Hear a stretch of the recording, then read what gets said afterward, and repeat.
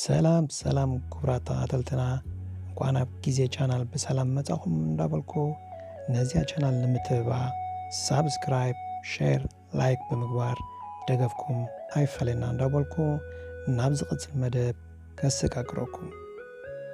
ወይ ዘበነልካ ሒዳ እቶ ኾነ መሬት ከይጸልመተ ህዝቢ ተኸዘነ ገዛ ተሸገጠ ዘበነ ግርምቤጥ ተምሳል አኽር ዘመን እንስሳን ደገ ወደ አዳም ክሽፈን በዚሑ መን ከማይ ፍቅር ዛሕቲላ ጽልኢ ክትነግስ ውጹዕ ክንጸቅጥ ፍትሒ ክትጥምዝዝ ዓመፅ ክትኩስኩስ ሃየ በልግጦመ ቁጥዖ በይዝጌ ትኾ ተረኽበ ፈውሴ ሃየ ምሁሬ ንዓባ ጠቢባኔ ቀለም ካፍስሴ ዓለም ጫቕጫቕ ኮነት ኣቲ ቫይረስ ገዛይ ተተሓባኣ ህዝብ እናበረሰ ኣበይ ኣለኻ ዓለሜ ኣበይ ኣለኻ ሳይነሴ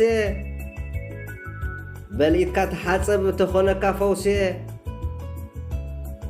ፈጣሪ ረሲዕኻ ፈጣሪ ክትከውን ኣምላኽ ከኢትካ ዓለም ክትኣምን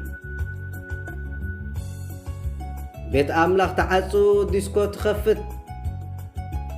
ምእመናን ተውሕዶም ሓጢያት ተኻዕብት ናጽነት ናበልካ ሰደማዊ ተግባር ንዓለም ተፍቅድ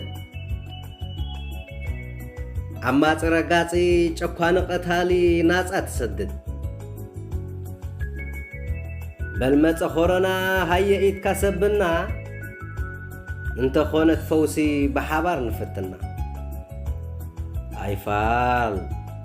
ኣይፋልካን ኣይፋልናን ንዑ የሕዋቴ ፈውስላ ምሳና ልብኻ ነጺኻ ናብ ፈጣሪ ለመና ሓውኹም ኢሳያስ ተዓግስ